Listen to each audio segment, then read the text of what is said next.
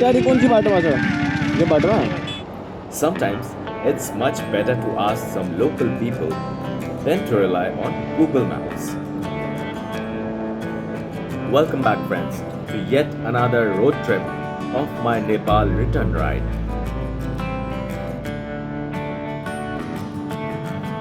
We don't always realize when a moment becomes a memory. One minute you are riding through the quiet hills of a foreign land, and the next you're carrying that silence with you forever. I remember the morning light had begun to soften as I left the village of Kalamani behind. The memories of the night at the lodge lingered. Warm food, wooden walls, and a quiet night's rest. But now, the journey had begun again. I have already passed Iman and refueled my scooty. The road stretched ahead, long and winding, and somewhere deep within, I could feel a shift. There was excitement, yes, but also something deeper, a kind of peace. The sound of the engine beneath me, the rhythm of the road, the breeze brushing against my jacket, it all felt like a meditation in motion. I wasn't rushing, I was flowing. I left the mountains far beyond, but their majestic mist still make me feel fresh. Every bend brought a new view, terraced fields, rare flag fluttering from trees, the locals walking in quiet purpose. The ride wasn't loud, it wasn't wild, it was still and soulful.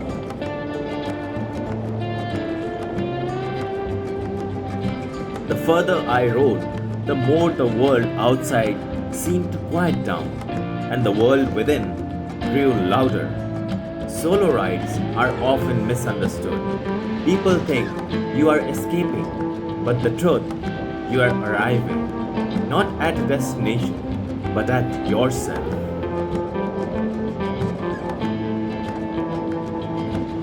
There's an unspoken freedom in solo riding. No one to follow, no one to lead, just you, your thoughts, and the open sky. As the kilometers passed beneath my wheels, so did the noise of everyday life fade into the background. I wasn't worried about timelines. I wasn't chasing anything. I was being fully, freely. And that's the beauty of it. On a solo ride, you don't have to be anything, but just you. You get to laugh at silly thoughts, stop wherever your heart feels like it, wave at strangers, breathe deeply, and think about life, its highs, its lows, and its unpredictable turns.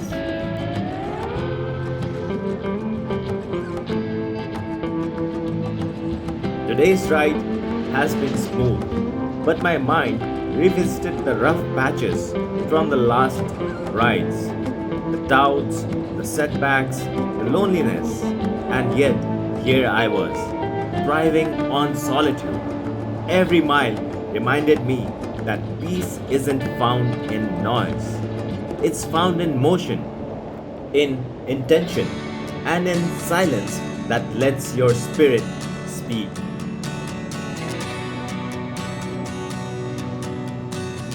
The road ahead felt endless, but I didn't want it to end because every bump and every curve was teaching me something powerful. And sometimes the road becomes more than just a path, it becomes a mirror. A solo ride, it's not just about the distance covered or the places reached, it's about something deeper, something that can't be captured in a GPS route or a speedometer needle. It's about freedom, it's about happiness, about finding joy in your own company, away from noise, away from expectations, and away from the chaos. When you ride alone, you begin to hear your own thoughts more clearly. The hum of your engine becomes a rhythm that syncs with your heart, and suddenly you are not just riding through the world, you're riding into yourself. Each turn in the road is like a new page of history. Some are sharp, some gentle, some test your skills, others simply let you glide. And that's just like life, unpredictable, uncertain, yet beautiful if you keep going. The joy of solo riding is not about being away from people. It's about being close to yourself. It's about trusting your instinct, your direction, your courage.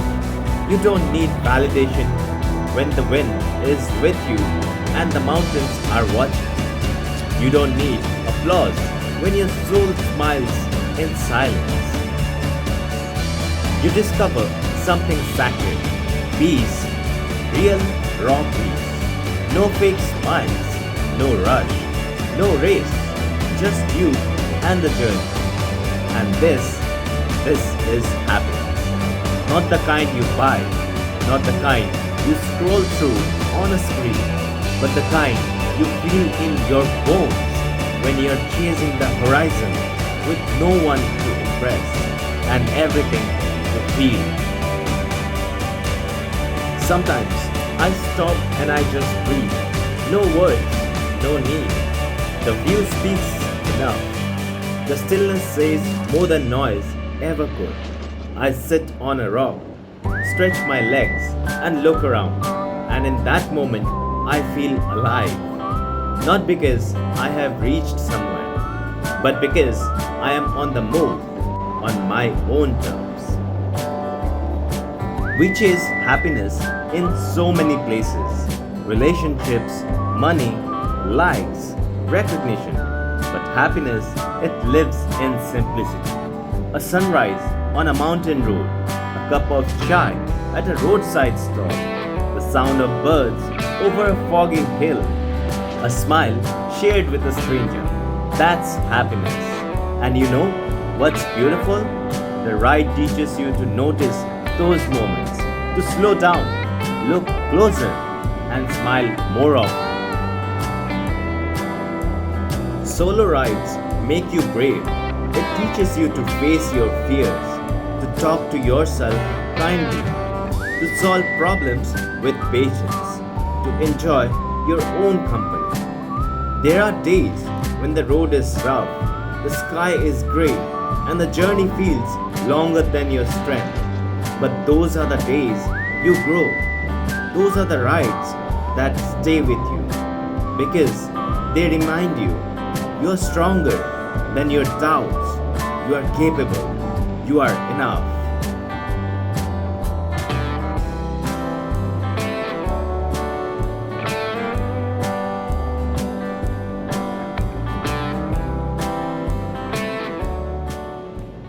Itahari कोणची बाटो माझं हे बाटो ना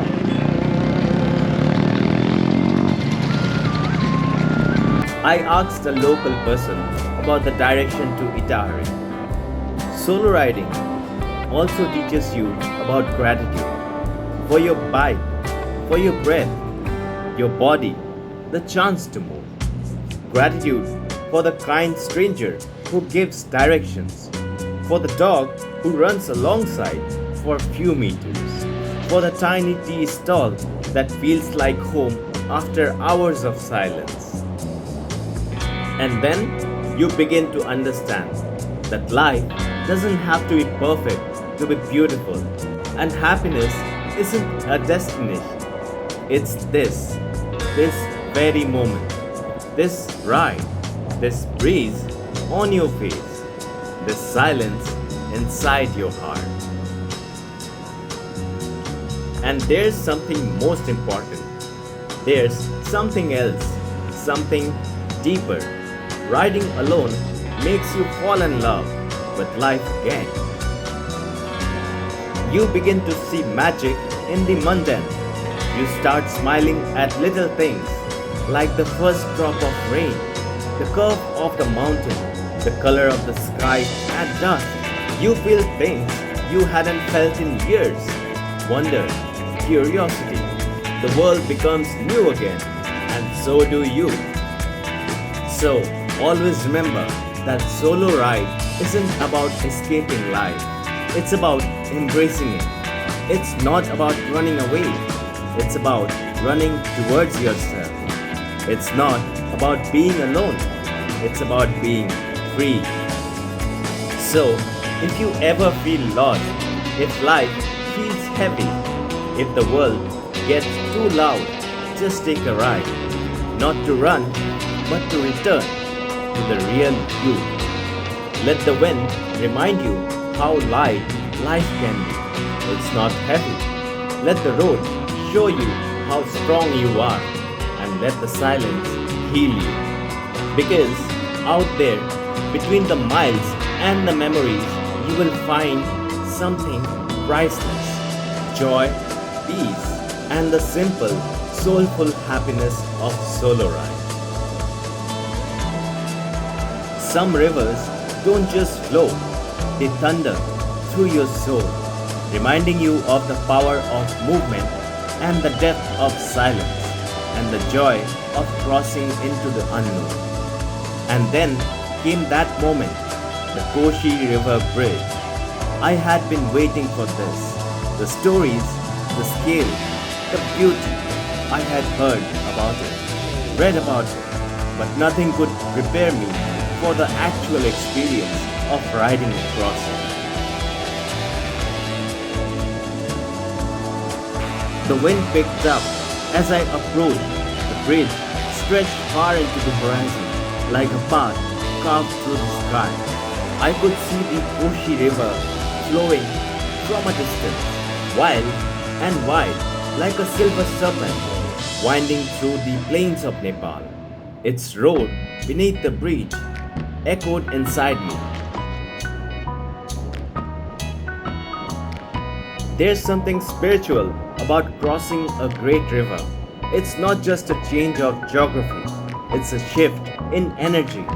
As I throttled ahead, I felt something powerful stir inside me. I was crossing more than just water. I was crossing through doubts, through fears, through hesitation. I was riding straight into clarity.